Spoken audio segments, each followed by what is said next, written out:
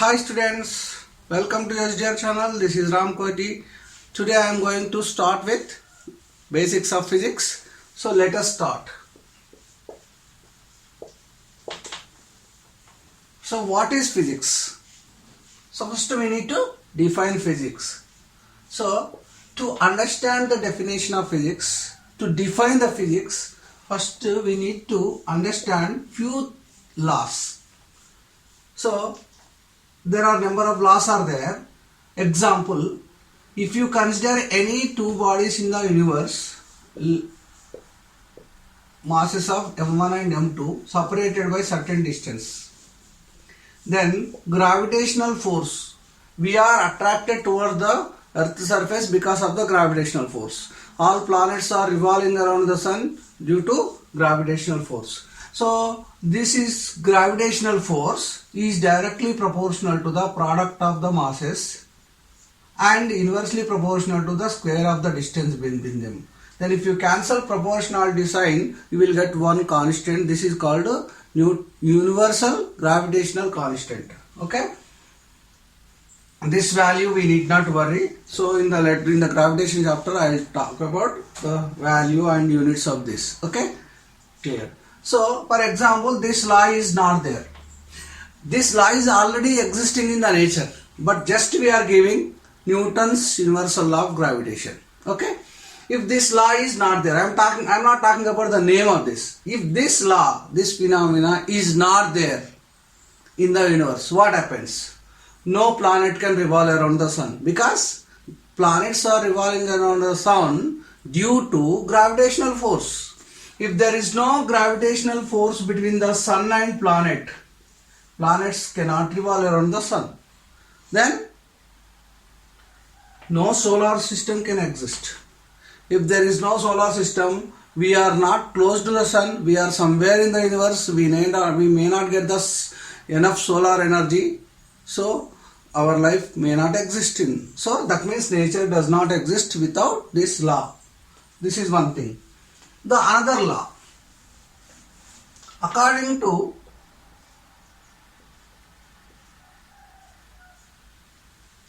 electrostatics law, that means that is Coulomb's law of electrostatics.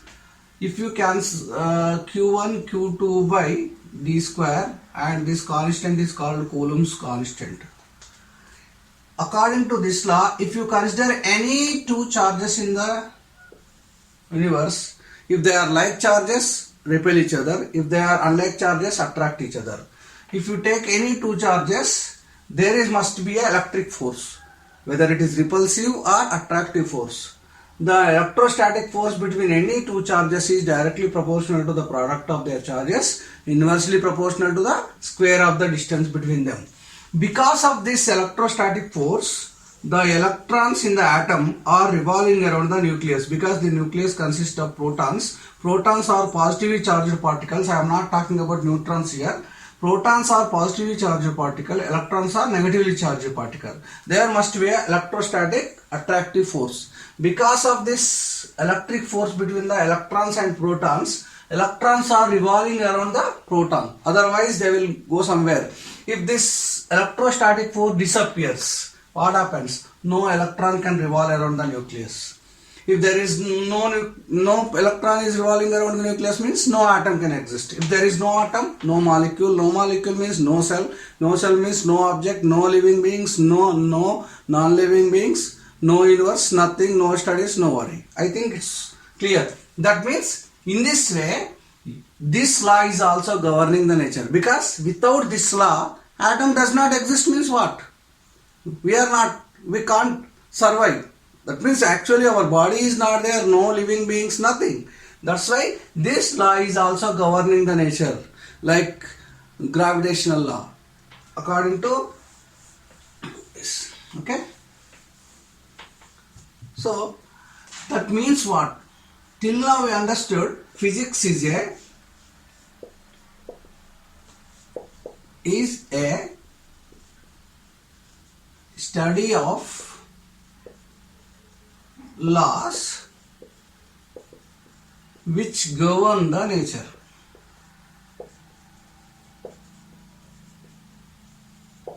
Okay, because in every chapter we study about a particular law.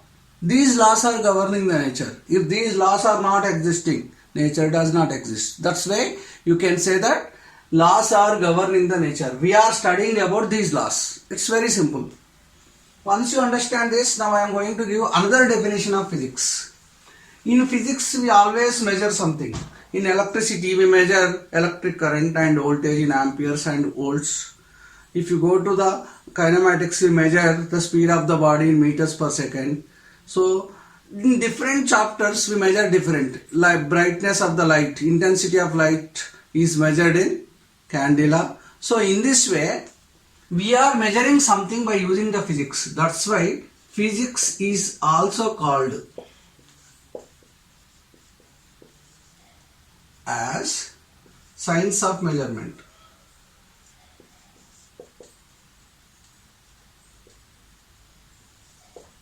Physics is also called as science of measurement.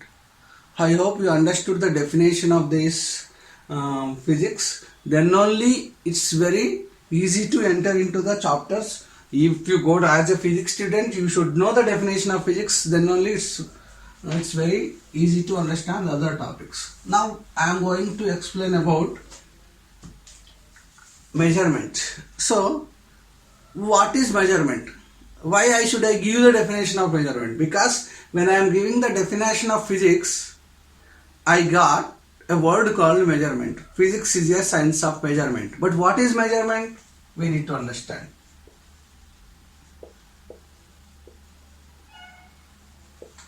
Measurement means what? For example, you want to measure the length. You want to measure the length here. This is known length. For example, it is 1 meter marker. This is unknown length. I want to compare this length with this known length. So I am comparing like this.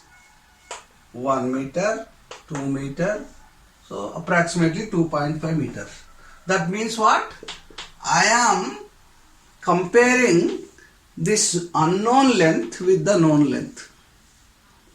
So this comparison between the known value and unknown value of a physical quantity is called measurement. Clear? The comparison between the known value and unknown value of a physical quantity is called measurement.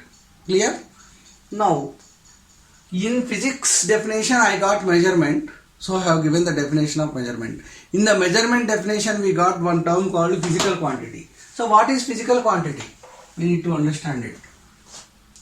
So in the next chapter I am going to define physical quantity.